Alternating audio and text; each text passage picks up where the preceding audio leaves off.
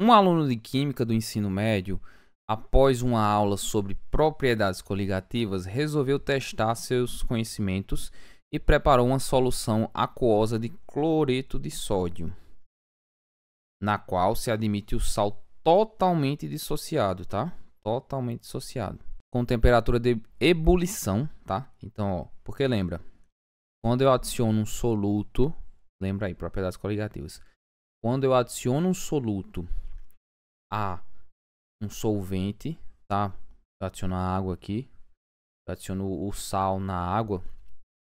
O que vai acontecer? Eu vou aumentar a temperatura de ebulição, tá? A temperatura de ebulição vai subir e a temperatura de congelamento vai diminuir, tá? Em resumo, vai ficar mais difícil da água no estado líquido mudar de estado físico, tá? Seja para ficar no estado sólido, seja para ficar no estado gasoso, certo? Aí ele diz aqui, hipoteticamente igual a 102 graus centígrados ao nível do mar, certo? Graus Celsius ao nível do mar. O intuito dele era mostrar para os amigos que sua solução congelaria numa temperatura mais baixa que a difusão da água. Qual o ponto de congelamento da solução? Vamos lá, pessoal. Veja, isso é que vai ocorrer, né?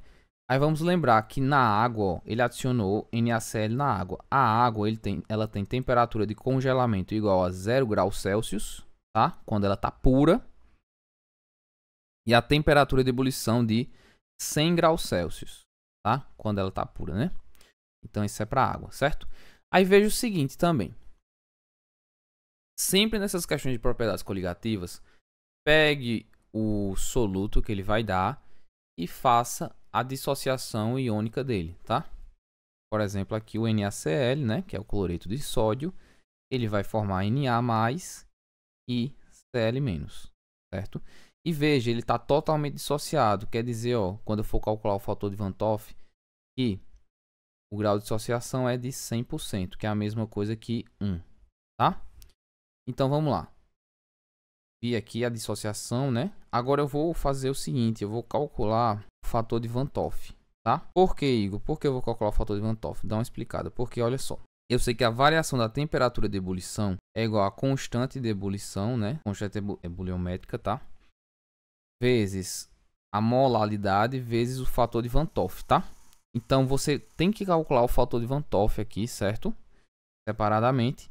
E eu sei também, ó, que a variação da temperatura de congelamento é a mesma coisa, só que é a constante, né, crioscópica vezes a molaridade vezes o fator de Van 't Hoff, tá?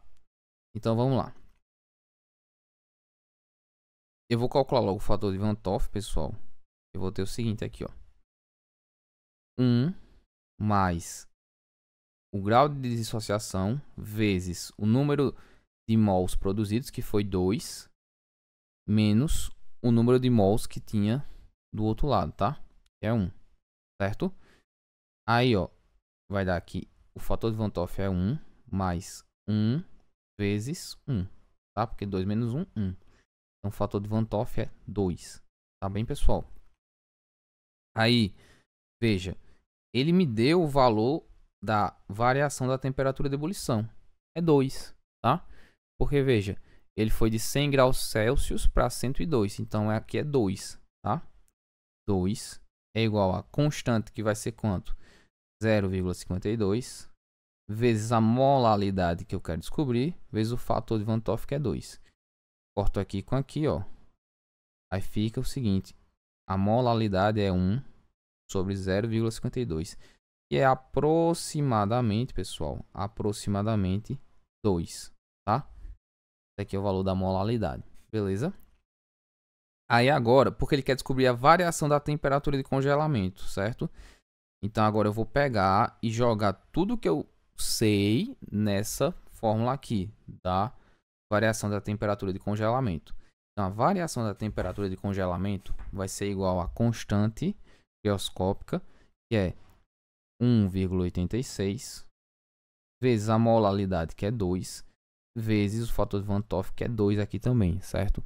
Então a variação da temperatura de congelamento, isso aqui vai dar aproximadamente 7, vamos diminuir um pouco aqui, vamos botar 1,80.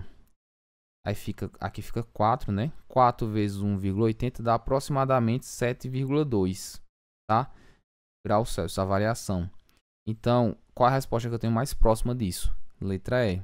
Porque lembra, esse valor aqui é a variação, né?